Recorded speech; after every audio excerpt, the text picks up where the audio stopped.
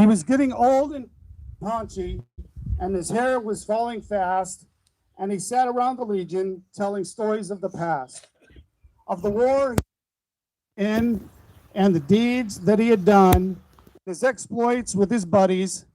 They were heroes, everyone. And though sometimes his neighbors, his tales became a joke, all the Legion buddies listened, for they knew whereof he spoke.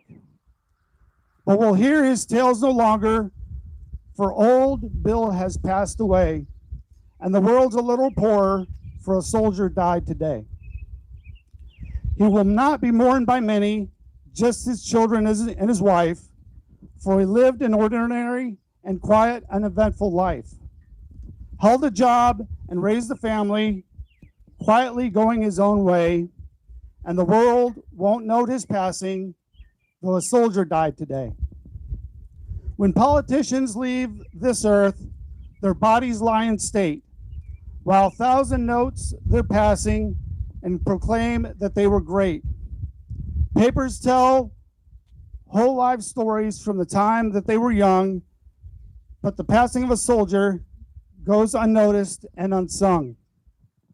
And the greatest contribution to the welfare of our land, a guy who breaks his promises and cons his fellow man, or the ordinary fellow who in times of war and strife goes off to serve his country and offers up his life. A politician's stipend and the style in which he lives are sometimes disproportionate to the service that he gives, while the ordinary soldier who offers up his all is paid off with a medal and perhaps a pension small. It's so easy to forget them, for it was so long ago that the old bills of our country went to battle, but we know it was not the politicians with their compromised employees who won for us the freedom that our country now enjoys. Should you find yourself in danger with your enemies at hand, would you want a politician or his ever-shifting stand? Or would you prefer a soldier who is sworn to defend his home, his kin and country, and would fight until the end? He was just a common soldier, and his ranks are growing thin, but his presence should remind us we may need him his like again.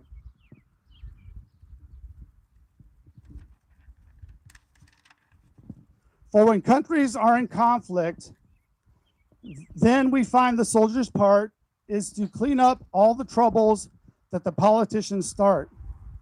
If we cannot do him honor while he's here to hear the praise, then at least let's give him homage at the ending of his days.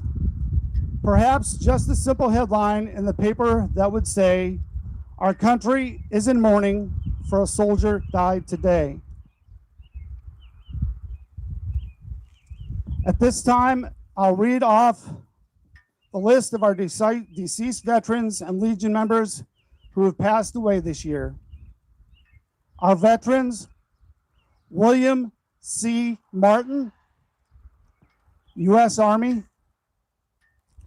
John W. Clungston, U.S. Army; Bill Ray Mills, U.S. Army; Lyle Eugene Becker, U.S. Army; Charles Ray Nelson, U.S. Army; Morris Glenn Durham Sr., U.S. Army; Jerry Edward Ray, U.S. Marines; Billy Frank Landrum, U.S. Army; Jack L. Durham, U.S. Marines. And we have one of our auxiliary members that passed away, Misty Utterback.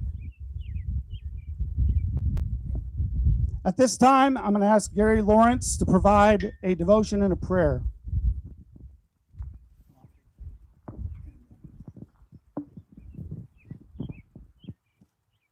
The devotion is a very simple one.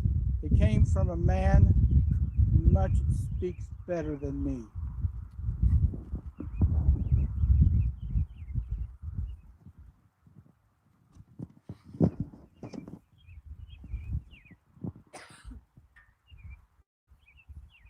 I beseech you, brethren, by the mercies of the bodies of a living sacrifice, holy, acceptable unto God.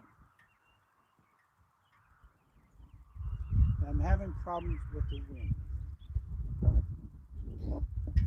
Which is your reasonable service, and be not conformed to this world, but be transformed by the renewing of your mind, that ye may prove what is that good and acceptable and perfect will of God. Years ago, actually it turned out to be century, in 1917, World War I ended for us. But later on in that year, they declared this a holy day, a holiday. It was declared as a declaration day. Now later on it was changed to be a day that is Memorial Day, in remembrance of all those that we lived and died for us. Now I pray that each one of you will live and die for this nation. No matter how right or wrong you may feel, you feel what is God-given right. In Flanders fields the poppies blew, between the crosses row on row, that marks our place, and in the sky the larks still bravely singing fly. Scarce heard among the guns below, we are the dead, short days ago. We lived, felt dawn, saw sunset glow, loved and were loved, and now we lie in Flanders field.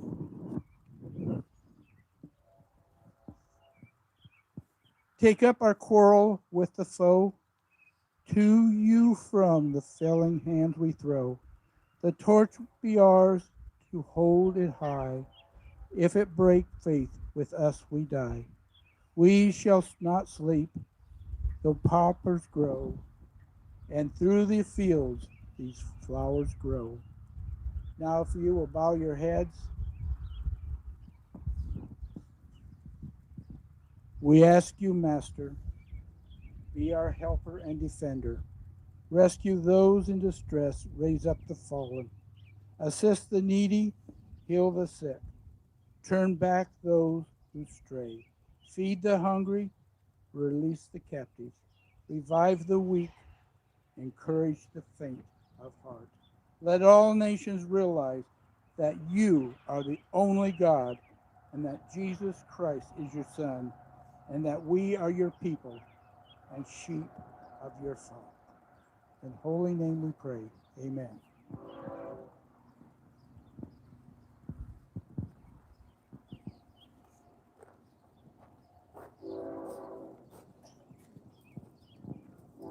How you doing? I'm Rick Moore. Some people call me Big Rick. I've been called a little bit of everything. Uh, I'm here, first of all, to honor God, because without God, we wouldn't have other two things. Then our veterans and first responders and their families. A lot of people forget their families anymore. A lot of times, a man and wife are both in the service together, and either of them don't come home to their kids. You know what happens?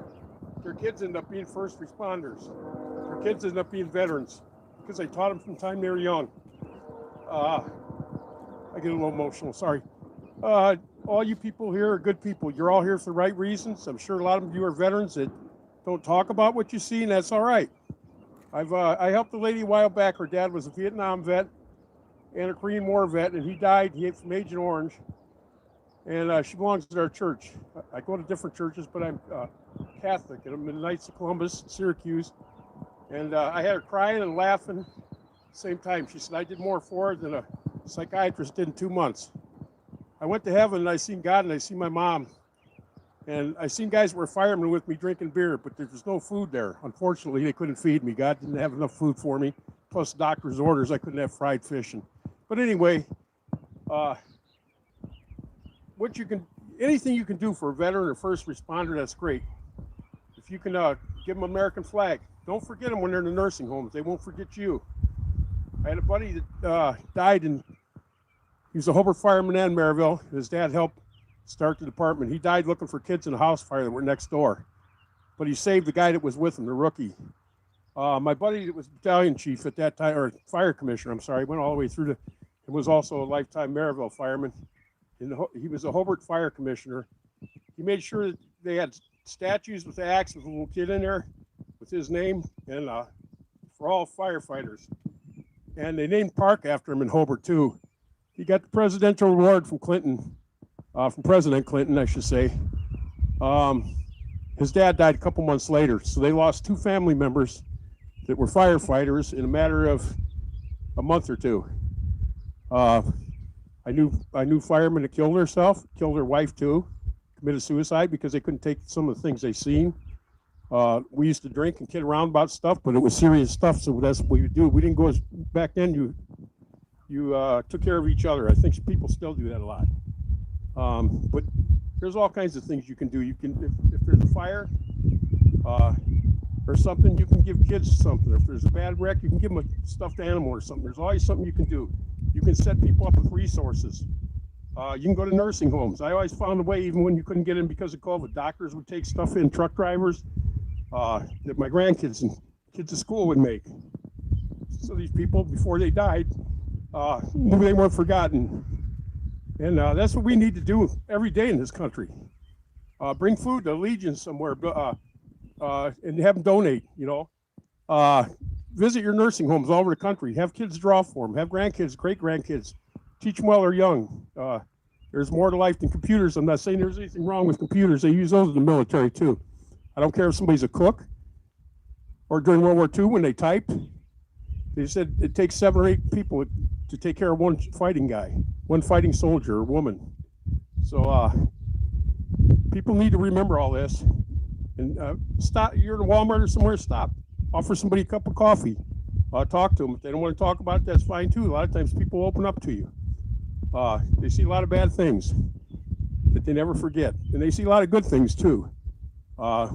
We're known for helping, and veterans are too, in times of need, hurricanes, tornadoes, earthquakes, you name it, volcanoes, anything that happens. They help with natural disasters too. They rebuild countries, rebuild houses, teach people how to farm, get water, fight for themselves against communism. And so this is a great country. I'm sad about a lot of things that are going on, but we're still the best country in the world, and we can change those. Thank you for being here. Don't forget what I said. God, country, and then family, in that order. Thank you, guys. I'd like to ask that our scout come forward and place the flowers.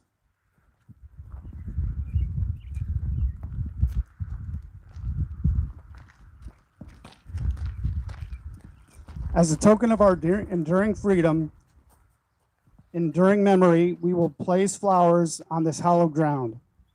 The flowers may wither, but the spirit of which they are, the symbol will endure until the end of time.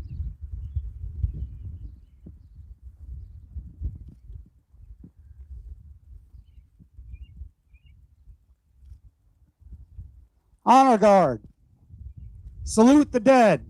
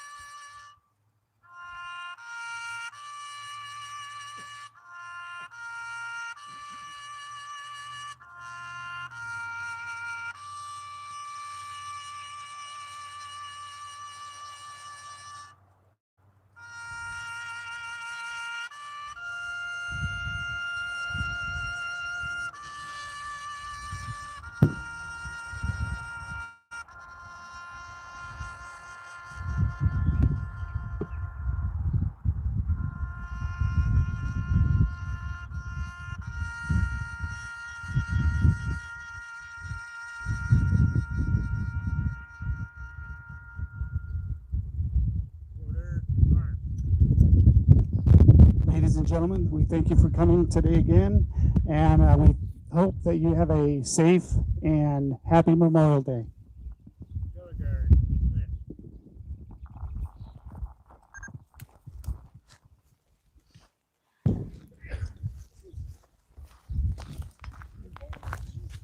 Rotate device. Live stream us. I don't know what it live streamed. I can't.